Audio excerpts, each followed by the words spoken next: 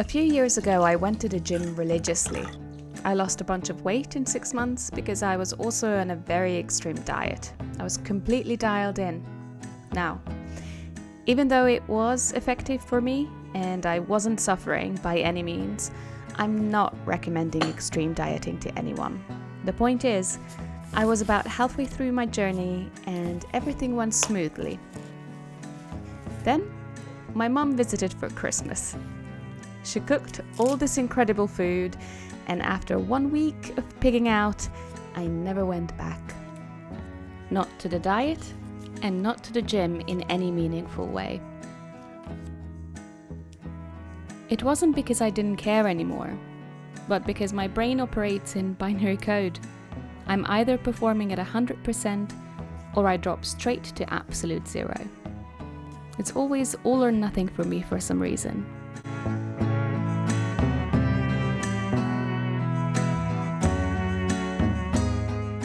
If you've ever built a habit, started a creative project, or set up a brand new planner only to burn it to the ground the second you fell off perfection, you're not alone.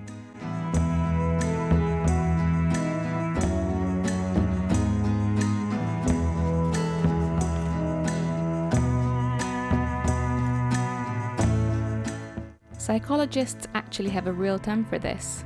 It's called the what the hell effect. It's that exact moment where a single minor slip-up makes your brain say, well, perfection is ruined, so what the hell? I might as well smash the whole system.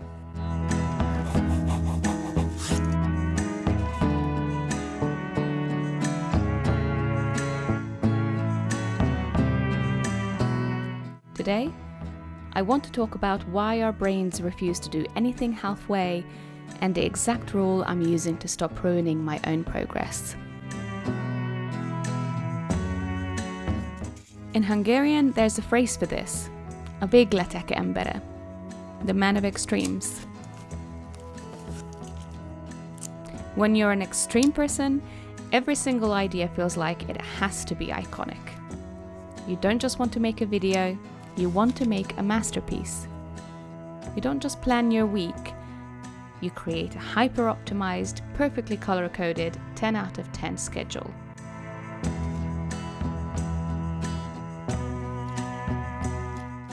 Now, aiming for a masterpiece doesn't mean the final product actually ends up being one. It just means you're giving it 100% of your energy and obsessing over perfection. But here's what actually happens. You aim for perfection, you run out of energy, you panic, you refuse to pivot, and then utter garbage comes out.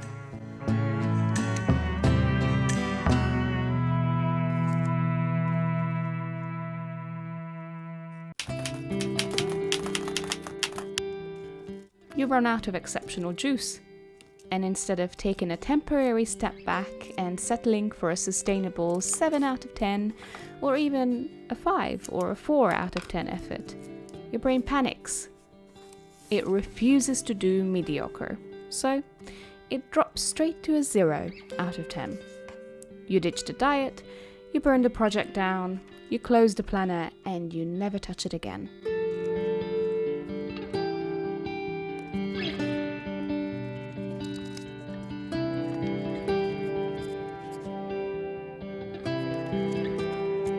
We see this exact dynamic designed into modern apps and video games.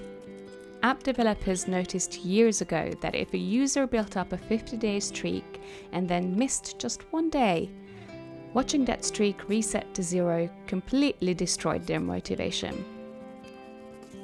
They wouldn't start over at day 1, they would delete the app. An unbroken streak builds a fragile system. It creates an identity where anything short of 100% feels like a complete collapse. Here's the secret. Standard productivity advice is not built for everyone.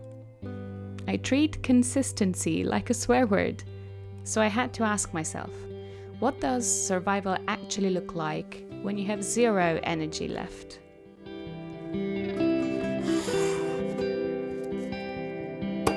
Imagine you've had the most exhausting day of your life. You come home from work and all you want to do is collapse into bed and sleep for 10 hours. But you just washed your hair and it's wet. You know that if you go to sleep with wet hair, it's going to break off.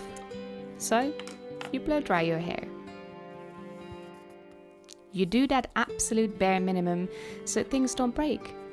But you leave the hairdryer sitting out on the desk and you leave the room untidy. You can worry about that tomorrow.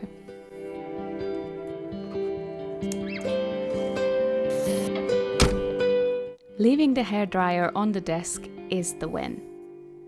Survival isn't about maintaining 100% excellence every single day. It's about defining your non-negotiable floor. Defining your floor is what stops a single bad day from turning into an abandoned month. When it comes to building habits or planning our lives, we try to force ourselves into rigid daily schedules. But on a low battery day, trying to force a complex routine is a high energy task in itself. On your best days, you're going to clear the page, crush the workout, and cross everything off. On average days, stuff is going to get left behind, and that's fine. On exhausted days, you just do the bare minimum. But what happens on days where you don't even manage the bare minimum? What happens when work completely fries you and you don't manage to dry your hair? You skip the gym, you miss practice, or you don't open your planner at all.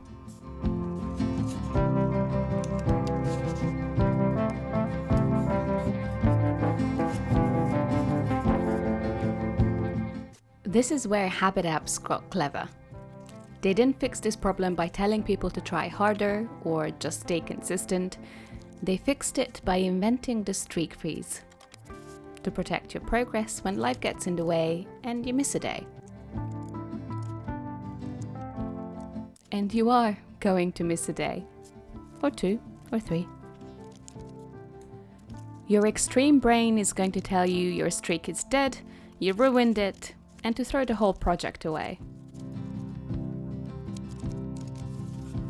When that happens, don't write a long apology in your journal the next day. Don't try to catch up. Don't try to cram 4 days of missed tasks or missed workouts into one night. And whatever you do, do not quit.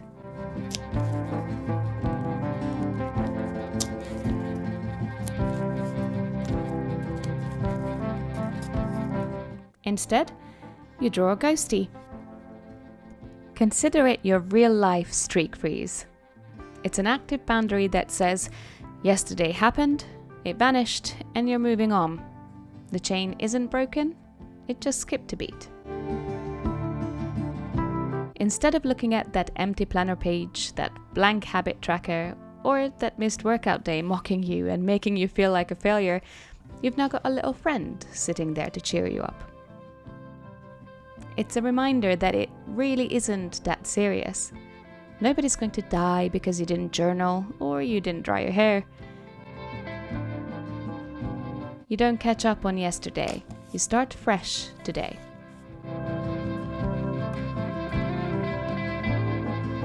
I say it all the time, but your systems, whether it's a planner, a fitness routine, or a creative project, are here to serve your life, not the other way around. Don't let them box you in.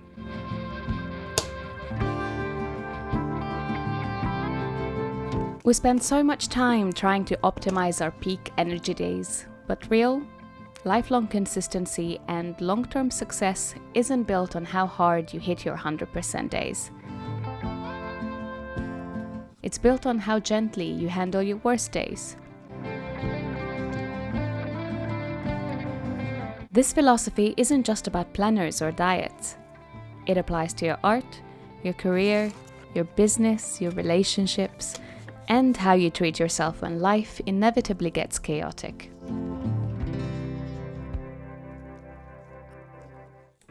So, here's my challenge for you this week. what is your wet hair equivalent? What is the absolute bare minimum you need to set for your habits or your projects so you can leave the rest on the desk for tomorrow? Drop your non-negotiables down in the comments, because I bet a lot of us watching this today just need permission to lower our bar. I'll see you in the next one.